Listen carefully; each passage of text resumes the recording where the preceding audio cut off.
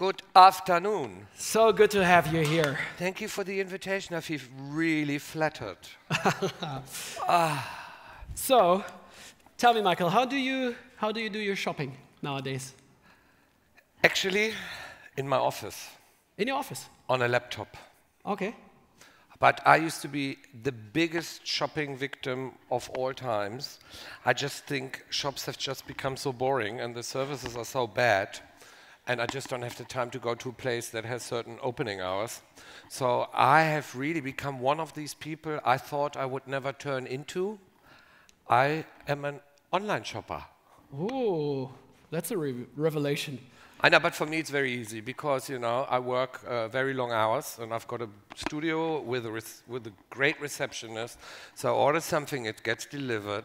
The moment something arrives, she comes, shows it to me, I unpack it, I try it on. If I don't like it, I give it back to her and she does the sending back. So, and how would you then source trends? I know you're a big street culture fan and most of your collections have always been inspired by street culture. Yeah. So how do you source your own trends as a designer? Well, first of all, I have to say it's really, really changed from when I first started. I've been working as a designer from the 1st of September 1992. Can you imagine that? And that was the date when I opened my first bank account and started working for Levi's Germany. And at that time, I run a small design team for them, being responsible for the German-speaking market. And we used to go like twice a year on an inspiration trip to either whatever, Tokyo, New York, San Francisco, LA, to sort of try to see what's going on, maybe discover a trend or like see cool people and kind of think, oh, what that person wears, maybe in 3 years' time somebody in Germany will wear, or a lot of people will wear. At that time, when we, for example, send out development packages, we send out like 30 pages by fax for one T-shirt. We were sharing, 3 designers were sharing 1 computer for emails. I mean, so a lot of stuff has changed since that. And I have always been a fan of sourcing trends through music because I'm a firm believer of the theory that if you don't know what's going on in music, you don't know what's going on in fashion. Because fashion is just an extension of a youth culture. Youth culture gets expressed by music. And these artists have something to say, and they put it into a certain sound. And since like the late 70s, 80s, they also use themselves and the way they dress to transport their message. So I'm doing my trending mainly through sort of knowing what's going on in music. But of course, I look to all the websites you need to look to too, but that's kind of where I get my main inspiration from music. So, and how do I have to imagine that? You would be spending hours and hours listening to music and watching music television, or? Well, when I first started working as a designer, the highlight of the design team was that we were allowed to have a TV and we were watching MTV all day long. Because at that time that was very, very, very innovative. It was like so new. And when I then went on to work at Adidas from like 95 to 2006, of course, the first thing I did is I also fixed huge televisions everywhere for all the designers to see what's going on. No, that has changed because music television doesn't really exist anymore. I mean, if you go if you go to MTV, you just find some weird dating shows or reality things. You hardly ever find chart shows anymore. I think YouTube is doing what MTV is doing. But yes, I do listen to a lot of music. Actually, from the moment I wake up till the moment I go to bed. So the moment I arrive at work, I put on the music. And it's really funny to see the reaction because I have a very varied taste in music. And if I walk through my office and a lot of people have headphones on, then I think, oh, I'm probably playing something that's really shit or that's really trendy. What would that be? It depends, you know. Music reflects on your moods. That's why music is so fabulous, and that's why I personally think being a musician is the greatest form of being an artist. You know, if I have really sad and tragic days, I have Kylie Minogue days. Then most of my people wear headphones. Yeah, but I have a very, very different taste in music. I also listen to old soul music, or I listen to jazz, but mainly I listen to electronic music, and mainly a lot of music that reminds me of my youth when I was a young teenager. And what happens then? So you would listen to that music, or you would watch the video on YouTube, for example? No, it's too easy. If I really, really like the song, then, you know, I'm Germanic, and I like to keep track of things. So I have a huge number of different type of playlists. So if I like that song, it will go in one or the other playlist. If it's a really good song, it might go into 3 or 4 different playlists.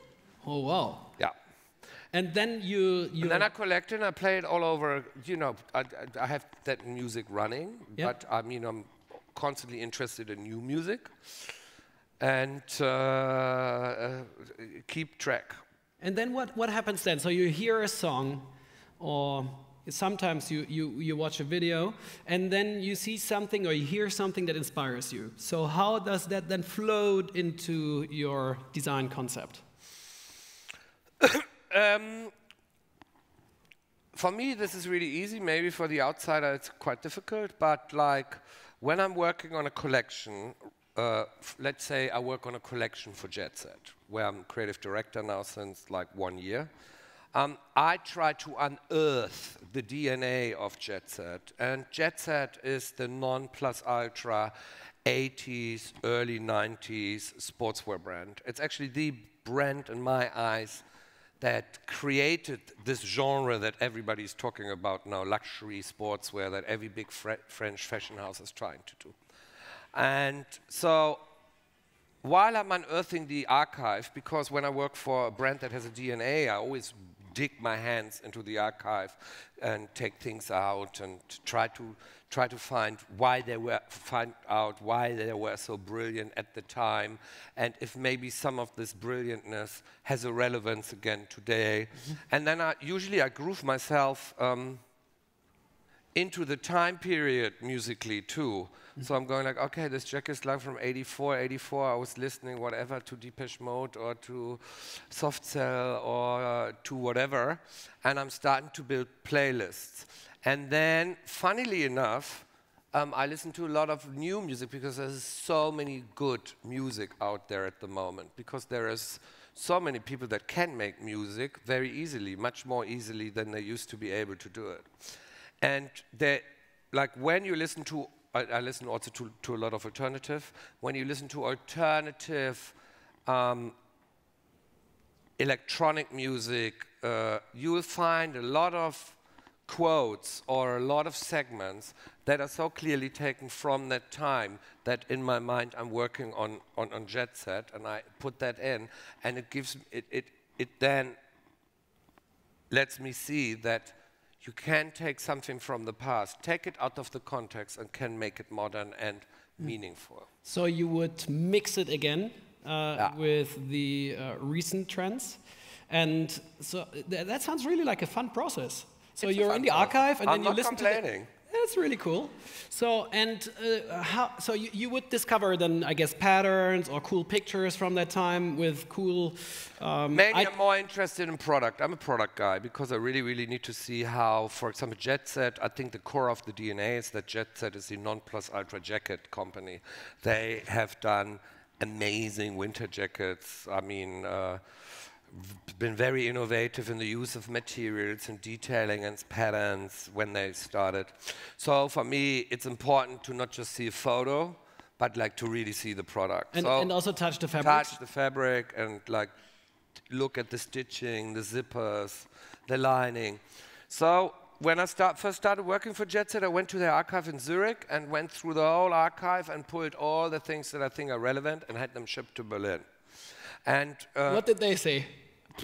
they thought it was good because they thought, okay, there's a guy now that really loves the brand, you know? Yeah. Because they had done restarts before. No one ever took anything out the archive, so maybe that's the problem they had before. And then when I am starting on a company like that, I'm parallel to this, buying a lot of things back through eBay and stuff. Of course, not under my real name. So all my assistants, receptionists, and other team members, I send them a link and say like bid, so we get it for really cheap. Because the problem with a company like Jet Set is it went through so many different hands, and each time it went through through different hands, the archive parts of the archive disappeared. Mm-hmm. So, and there is a lot of great product that's not in the archive, but that I need to see. So meanwhile, I've built up almost an archive that's as big as the old archive I got from them, with things that they didn't have in the archive anymore. And then if you think about how to market those products, how important is music then to you? Music, A, that maybe is related to the brand, but B, also when you think about a fashion show, and yesterday you had your fashion show here, and I would like to discuss it in just a second, but how important is then the kind of music that you would also integrate into your shows? And I say that against the backdrop that usually at your style nights for your own brand, you always would have music there, which is kind of unusual. It makes it a festival, an event. Yeah. So, yesterday, you've asked me a lot of things now, so let me start with Jet Set. So that the people that I work with on this project Jet Set, the designers, the marketeers, the salespeople, in order for them to slightly understand what's going on in my head, I always make a playlist that everybody can subscribe to. And I've also done in the past trend presentations at Adidas where music played a really big part. So yeah, music is very, very important, because it's when somebody tries to express something really important, and they have seen since the days of David Bowie that clothing or fashion can help to transport that kind of message much quicker. Now coming back to my show, yesterday of course I didn't have an act because I was showing as part of the Mercedes-Benz Fashion Week to close ranks with my colleagues. Normally I show in a format called Style Night, which in the future I will do again. And a Style Night is when I decided to become a designer with my own label, it was very important to me that I would present my creative output in a different way than everybody else does it. So I always wanted to show where the inspiration was coming from, and that is in my case music, but it also has been films. I mean, at one of my Style Nights I had the world premiere of Tron. I mean, this the sequel of that 80s inspired computer movie. Because for me it's a cross-cultural thing, because as I said right in the beginning, if you kind of don't know what's going on music-wise, it's hard for you to understand why a certain millennial wears something a certain way. I mean, you find the solution if you listen to the music they listen to. And would you also consider to work with musicians as influencers, to wear your stuff and then to show it to their audience again? Oh, Jesus. Influencers and musicians at the same time. Yeah. I mean, I've done that in the past. When I worked for Adidas, for example, I was working on the Missy Elliott collaboration, which was one of the first real collaborations in the sporting goods industry with an artist.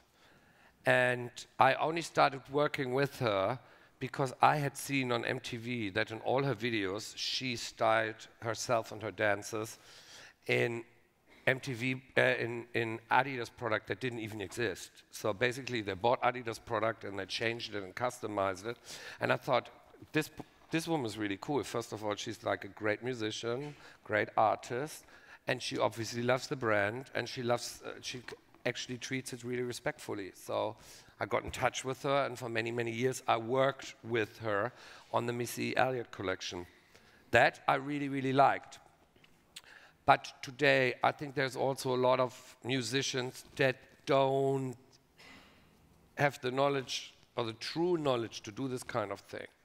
I mean, Rihanna, for example, is an exception. I think she's actually surprisingly good when you look at what she does. But I mean, you know, the same way as everybody wants to be a model, everybody wants to be a designer. And then sometimes I ask myself, why did I go to fucking fashion school for 4 years and stitch buttons for 6 years, like a tailor's office? So there's a difference. Some people can do it really well, and I would do it with them. Yeah. When I kind of would have the feeling that they have what it takes. But with others, I would say, like, maybe not. Maybe you go somewhere else. So who are some of your icons or iconic musicians that you really admire? I mean, you know, I'm 52 and I'm gay. Of course I'm going to say Madonna. Still? I actually think the new album is much better than it's been reviewed here in Germany. I mean, you've got to listen to it from the first track to the last track. It's actually like a musical. And I mean, I really, really like her because she means so much to me, because like from the moment I was a teenager and I was sort of getting into all these music things, I still remember the first article I read about her, which was in Stern magazine, and she said, I want to be as big as Mickey Mouse. And I was like 15 or 14 at the time, and I thought, like, that woman, I mean, come on. And I mean, she managed to do this. And what I like about her is she's one of these artists that have always known how important style and fashion and the combination to visuals is. I mean, you know, we all know she's not the greatest singer, but nevertheless, she is like one of the greatest artists and the most successful artists of all time.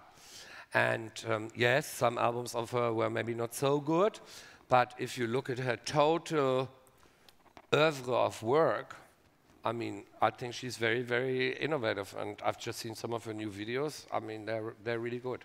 But then, of course, I love David Bowie. I mean, who doesn't? I mean, if he wouldn't have been, there wouldn't have been people like Madonna. Do you listen to hip-hop? I mean, there's this huge hip-hop trend going on since decades, but it's... Actually, I used to listen to a lot of hip-hop. I've started to stop listening to hip-hop because... you know, I started to listen to hip-hop a lot in the 90s because at the time it was really groundbreaking and it was really, really interesting. Biggie Smalls, I mean, you know, the sounds that they were using and that they were merging. And yes, already it was about sex, but not in a way, sex is a topic now. And yes, it was about wealth. Sex is always a topic, I guess. Well, not for me, darling. You know, wealth played a role, but wealth obviously didn't play a role as much as it's now in this. And I sometimes think rap music of today sounds like you're at a bad kermesse, you know? Yeah. So it's lost the credibility. I mean, if there's good rap, of course I would listen to it, because I listen to all sort of music. Yeah. The only thing I don't listen to is Schlager. I fucking hate it. Yeah? Yeah. So, and now, if you look at... If we tie that back to what we've also seen from our previous speaker, Aaron Levant, when he was talking about shopping at the speed of culture, I was wondering, so if trends emerge so quickly, how does this influence you as a designer? Not only with music, but with everything.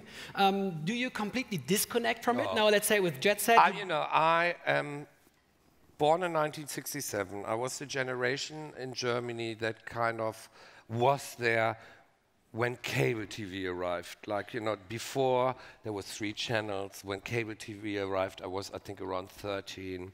It's the time, I was a teenager during the times when certainly brands were really, really becoming important for oneself to sort of clarify what tribe you belong to.